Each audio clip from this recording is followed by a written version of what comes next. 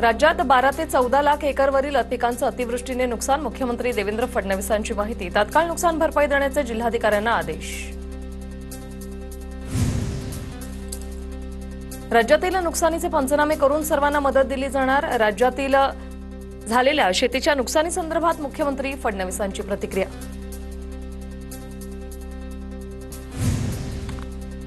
अमरावतीच्या चांदूर बाजार अचलपूर तालुक्यात पावसामुळे शेती पिकाचं मोठं नुकसान. बच्चू कडू यांच्याकडून नुकसानग्रस्त भागाची पाहणी.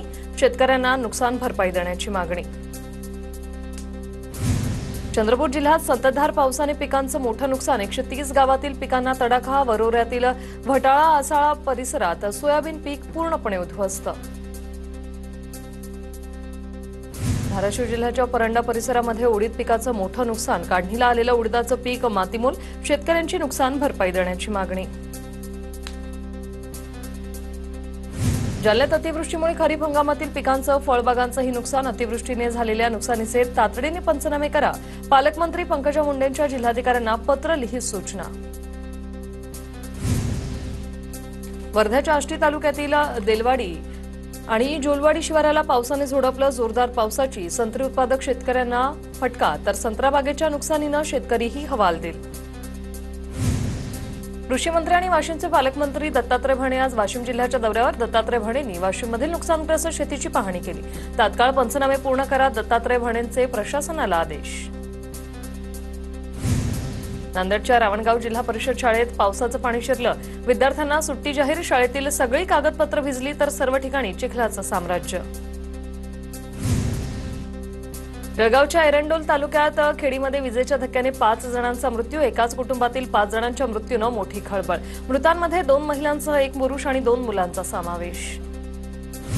पुण्यातून माजी मंत्री तानाजी सावंतांकडून भूमपरांड्यातील नुकसानीच्या पंचनाम्याच्या सूचना. एकही गाव वगळू नका, सरसकट पंचनामे करा. तानाजी सावंतांचे फोनवरून तहसीलदारांना आदेश. रायगडमध्ये मुसळधार पावसामुळे सर्व नद्यांना पूर. तळा तालुक्यातील कड्यांची गाणी या गावाचा संपर्क तुटला. 12 कुटुंबियांचं स्थलांतर. मनोर आणि मुंबई अहमदाबाद महामार्गासोबत जोडणारे दोन्ही रस्ते पाण्याखाली. वैतरणा नदीच्या पुराच्या पाण्याखाली रस्ते गेल्यानं मनोरचा संपर्क तुटला. मनोर वेळगाव रस्ता सुरू असल्यामुळे नागरिकांना दिलासा. सांगलीतील कृष्णा नदीची पाणी पातळी 36 फुटांच्या वर. वारणा नदीचे पाणी पात्राबाहेर पडलं. कृष्णा आणि वारणा नदीच्या संगमाचं विहंगम दृश्य. सांगली कृष्णा नदीच्या पाणी पातळीत वाढ. सांगलीतील स्मशानभूमीत कृष्णा नदीचं पाणी शिरलं. उजनी आणि वीर धरणाचं पाणी पंढरपूरपर्यंत पोहोचलं. चंद्रभागा नदीपात्रातील पुंडलिक मंदिरासह इतर मंदिरं पाण्याने वेढली. जुना ब्रिटिशकालीन दगडी पूलही पाण्याखाली. पुण्यातील भोरनीरा खोऱ्यातील देवघर धरण पूर्ण क्षमतेने भरलं. धरणाच्या पाणलोट क्षेत्रात पावसाचा जोर वाढल्यानं 5 दरवाजे उघडले. 10,000 क्युसेकनं नीरा नदीपात्रात पाण्याचा विसर्ग सुरू. लातूरच्या सोनवणेवाडीतील जिल्हा परिषद शाळेच्या इमारतीचा काही भाग कोसळला. मोडकळीस आलेली इमारत पावसाने कोसळली. सुदैवानं जीवितहानी नाही. वसईत मुसळधार पाऊस. राजीवली परिसरात 2 ते 3 फूट पाणी साचलं. नागरिकांचे प्रचंड हाल. नाशिकमध्ये गोदावरी नदीच्या पाणी पातळीत वाढ. दुतोंड्या मारुतीच्या कमरेपर्यंत पाणी पोहोचलं. गंगापूर धरणातून पाण्याचा विसर्ग सुरू. गोदाघाटावर भरणारा बुधवारचा बाजार बंद ठेवण्याच्या सूचना. रायगडच्या नागोठणेमधील अंबा नदीने धोक्याची पातळी ओलांडली. शहरातील मुख्य रस्त्यावरील काही दुकानं पाण्याखाली. वाढत्या पाण्यामुळे नागरिकांना सतर्कतेचा इशारा. रायगडच्या पेण तालुक्यातील अंतोरे गाव पाण्याखाली. सलग 2 दिवसांपासून मुसळधार पाऊस. तर हेटवणे धरणातूनही विसर्ग वाढवला. गडचिरोलीतील भामरागडमध्ये पूर आल्याने लाहेरी मार्ग बंद. पुलावरील पाण्यात 1 तरुण वाहून गेला. आपत्ती विभागाकडून शोध सुरू. कोल्हापुरातील नृसिंहवाडीमधील दत्त मंदिरात पुराचं पाणी शिरलं. मंदिर दर्शनासाठी बंद. कुरुंदवाड आणि शिरढोणला जोडणाऱ्या पुलावर पुराचं पाणी. पुण्यातील घोड नदीला पूर. चांडोह लाखनगावमधील पूल पाण्याखाली. शिरूर आणि आंबेगाव तालुक्यांचा संपर्क तुटला.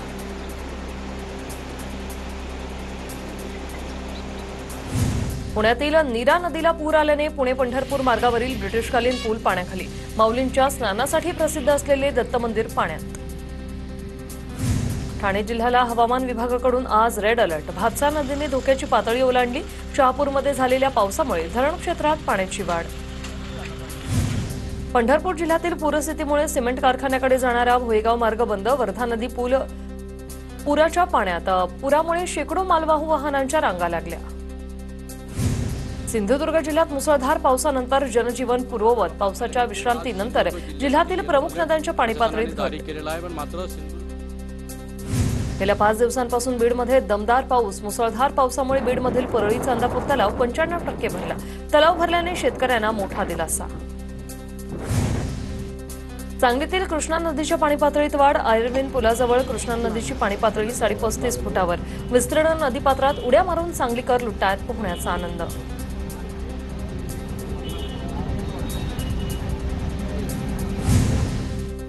मुसळधार पावसामुळे इगतपुरीतील वाड्यावस्त्यांच्या रस्त्यांवर साचलं पाणी. वाघाचा झाप, मेंगाळ झाप, कातोरी वस्ती या आदिवासी पाड्यातील नागरिकांचा शहराशी संपर्क तुटला. विद्यार्थ्यांसह नागरिकांचा पाण्यातून जीवघेणा प्रवास. पुण्याच्या राजगडमधील जोरकडवाडीतील ओढ्याला पूर आल्याने आणि पूल नसल्यानं विद्यार्थ्यांचा जीवघेणा प्रवास. पुलाअभावी विद्यार्थी आणि पालकांचे हाल.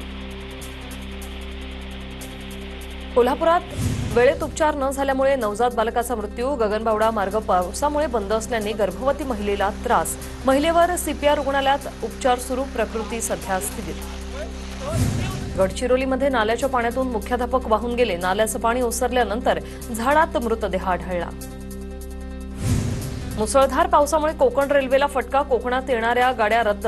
मुंबई मडगाव जनशताब्दी एक्सप्रेस रद्द. मुंबई ते मडगाव वंदे भारत एक्सप्रेसही रद्द. पावसामुळे नंदुरबारमधील रस्त्यांची पोलखोल. गुजरात, मध्य प्रदेश आणि महाराष्ट्राला जोडणाऱ्या तापी नदीच्या पुलावर खड्ड्यांचं साम्राज्य. जीव मुठीत धरून वाहन चालकांचा पुलावरून प्रवास.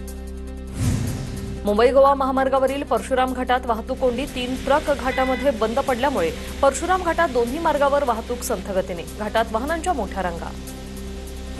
कोल्हापूर जिल्ह्यात गेल्या 5 दिवसांपासून मुसळधार पाऊस. पावसामुळे सर्वच नद्या दुथडी भरून. त्यामुळे पंचगंगा नदीचे उगमस्थान असलेल्या प्रयाग चिखलीचा परिसर जलमय. गोंदिया जिल्ह्यात इटियाडोह धरण पूर्ण क्षमतेने भरलं. धरणातून पाण्याचा विसर्ग सुरू. निसर्ग सौंदर्याने नटलेल्या इटियाडोह धरणाचे विहंगम दृश्य ड्रोन कॅमेऱ्यात कैद. यवतमाळच्या पुसदमधील इसापूर धरण क्षेत्रातील देवगव्हाण जुने गावातील शेती जलमय. 4 ते 5 घरं पाण्यात बुडाली. शेती उपयोगी साहित्याचं मोठं नुकसान. वाशिमच्या गोभणीमध्ये पैनगंगा नदीला पूर. पुरामुळे मागील 7 दिवसापासून करडा गोभणी रस्ता बंद. तसंच शेती पिकांनाही फटका. रत्नागिरीतील जगबुडी आणि कोदवली नदी इशारा पातळीवर. 3 दिवस पुराचं थैमान घालणारी कोदवली नदी संथ गतीने वाहू लागली. पावसाचीही काहीशी विश्रांती. अहिल्यानगर जिल्ह्यातील भंडारदरा धरण 98% भरलं. धरणातून 12,000 क्युसेकने प्रवरा नदीत विसर्ग सुरू. छत्रपती संभाजीनगरच्या कन्नड तालुक्यातील अंबाडी प्रकल्प पूर्ण क्षमतेने भरला. अंबाडी प्रकल्पातून शिवना नदीपात्रात पाण्याचा विसर्ग सुरू. मुसळधार पावसामुळे इगतपुरीतील दारणा धरण 91.72% भरलं. दारणा धरणाच्या 6 दरवाजातून 10,284 क्युसेकने विसर्ग. प्रशासनाकडून नदीकाठच्या गावांना सतर्कतेचा इशारा. भुसावळच्या हतनूर धरणाचे 14 दरवाजे पूर्णपणे उघडले. धरणातून 70,000 क्युसेकने विसर्ग. नदीकाठच्या गावांना सतर्कतेचा इशारा. सोलापुरात उजनीतून भीमा नदीत 91,600 क्युसेकने विसर्ग सुरू. तर वीर धरणातून नीरा नदी पात्रात 54,760 क्युसेकने विसर्ग. नागरिकांना सतर्कतेचं आवाहन. पुण्यातील इंद्रायणी नदीच्या पाणी पातळीत वाढ. कारला सदापूरमध्ये नदीचं पाणी पात्राबाहेर. लोणावळा परिसरात शाळांना 2 दिवस सुट्टी.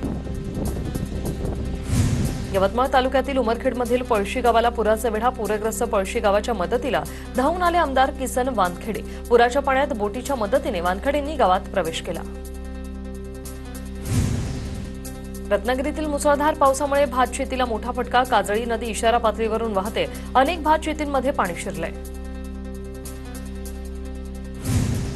नांदेडमध्ये पैनगंगा नदीच्या पुरात जीव धोक्यात घालून शेतकऱ्यांचा प्रवास. नांदेडच्या गुरफळी आणि मार्लेगाव परिसरातील प्रकार. जनावरांना चारापाणी करण्यासाठी शेतकऱ्यांकडून तराफ्याची मदत.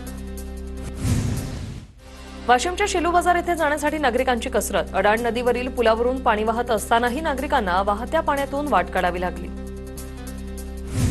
राज्यात आता खरीपातील ई पीक पाहणी डिजिटल क्रॉप सर्व्हे ॲपद्वारे करण्याचा निर्णय. नोंदणीसाठी 14 सप्टेंबरपर्यंत मुदत. अहिल्यानगरच्या पाथर्डी तालुक्यातील मढी ग्रामपंचायतकडून मशीद आणि कब्रस्तान काढण्याचा ठराव.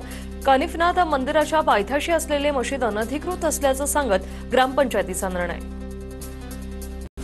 अकोल्यातील मूर्तिजापुरात खोदकाम करताना काही अवशेष सापडले. अवशेषांचे नमुने तपासणीसाठी पुरातत्व विभागाकडे पाठवण्यात आले. घटनास्थळी भाजपचे आमदार हरीश पिंपळे तहसीलदारांकडून पाहणी. भंडारा जिल्हा परिषदेसमोर अंशकालीन महिला आणि परिचारिकांचं आंदोलन. मानधन नको तर किमान वेतन देण्याची मागणी. धाराशिवच्या तुळजापूरमध्ये शिवरायांचे 108 फूट उंच शिल्प उभारण्यात येणार. छत्रपती शिवाजी महाराजांना भवानी तलवार देत शिल्प उभारण्यासाठी मॉडेल्स मागवले. त्यासाठी 15 सप्टेंबरपर्यंतची मुदत. तुळजाभवानी मंदिराचा कळस उतरवण्यावरून अधिकाऱ्यांमध्ये मतभिन्नता. आयआयटीमधील तज्ज्ञांकडून 20 दिवसात नवा अहवाल येणार. तुळजाभवानी मंदिर विकास आराखड्यातून भाजप शिवसेनेत श्रेयवाद.